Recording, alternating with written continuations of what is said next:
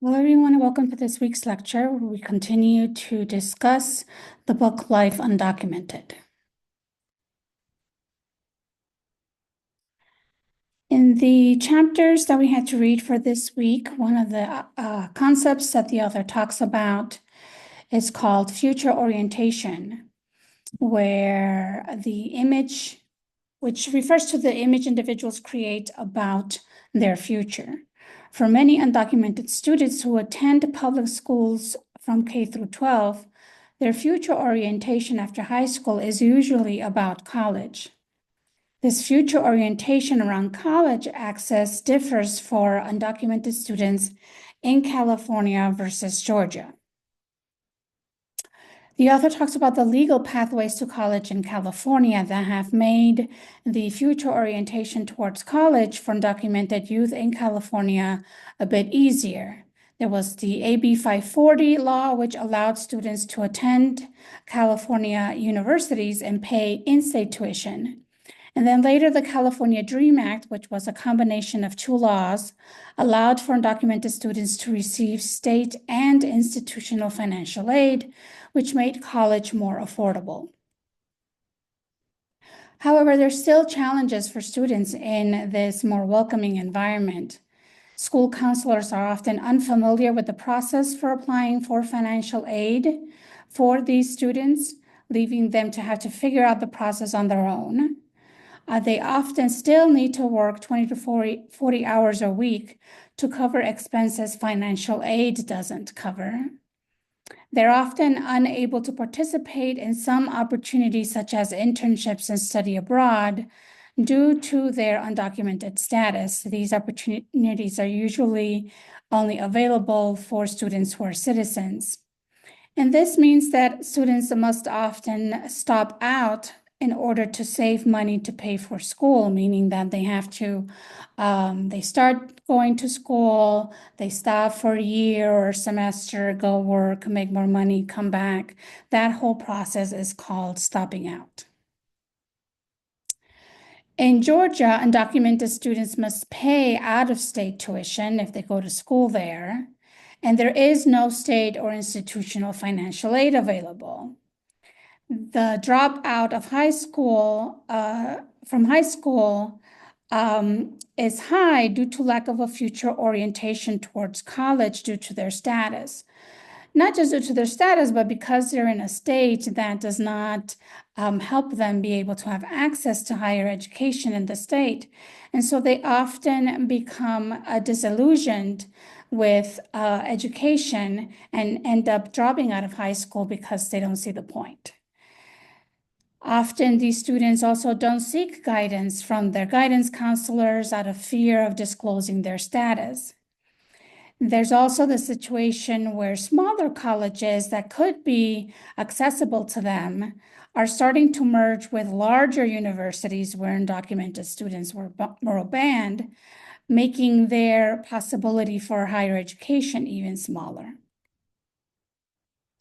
This has an impact on undocumented youth, particularly a psychological impact. Experiences of depression exist and were shared by many of the youth that the author interviewed, particularly in Georgia, because of these limited future prospects. There's a constant sense of instability with changing laws. You just never know what's going to happen on any given day in terms of laws and how those are going to further impact their situation. There's a lack of motivation to continue education as a result of many of these limiting laws. And it contributes to a sense of unbelonging in Georgia, even though this is a place that they've always known to be their home. The reading also talked about, as a result of these experiences, how these particular youth think about their own identities. They talked about how for a time there was this narrative that got represented on this Time magazine cover of "We Are Americans, Just Not Legally," capturing this sense that many of these youth were very young children when they came to this country and therefore have been socialized to be Americans. They have been socialized into American culture, and this is all they really know. So they're Americans in all senses, except legally. There's also, with the increase in trying to push for a Dreamers Act, this idea of what a dreamer is. And in trying to get that legislation passed, there was this creation of the quintessential dreamer, the ideal dreamer. And this person would be high achieving, law abiding, and came to the US through no fault of their own.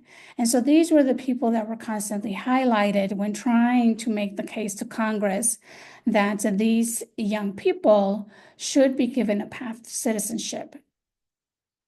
So the dreamers were created as, or depicted as, people who are worthy, who deserve to be here, who are worthy and deserve to have legislation that gives them a path to legalization. But these young people also talked about how their identity has been shaped by both their undocumented status and also by being members of a racialized group. So they feel excluded in more than one way. And they talked often about how they are ambiguous Americans, where they have difficulty identifying themselves as American because they see Americans as only being white people. And their sense of wanting to keep their cultural roots and language makes it difficult for them to think of themselves fully as American. They also recognize the difference from Latinxes born in the US who haven't experienced the trauma of leaving their home country and being undocumented. So even among Latinxes, they have this distinction between those that were born here and those that were not, because they've had very different experiences. So this has led many to creating what they call an undocumented identity for themselves that capture these unique experiences where they don't feel they're necessarily Latinx or American, but that what really identifies their experience in the US is being undocumented. And they also talked about this feeling of being in between home countries. The option of becoming a US citizen was also discussed with these young people, and they had some interesting ways and relationships to think about citizenship. They see citizenship as a way to have the benefits afforded to American citizens. Others see citizenship as reflected in this quote: being undocumented becomes part of your identity. So it's really complex to think of yourself as anything different. So even though citizenship is presented as an opportunity, as the possibility of the way to get rid of all of the problems and barriers that they face, it's still difficult for some of them to think about themselves as citizens because they've been undocumented for so long, and because their experience in the US has so significantly been shaped by this undocumented experience. And others saw citizenship as a way to formally acknowledge their belonging to the United States. So some of these young people, particularly if they've been here from a very young age, see themselves as Americans, have always seen themselves as Americans, and see the option of becoming a US citizen as a way to formalize what they've always felt and known about themselves, that they are Americans. So this ends our lecture for this week.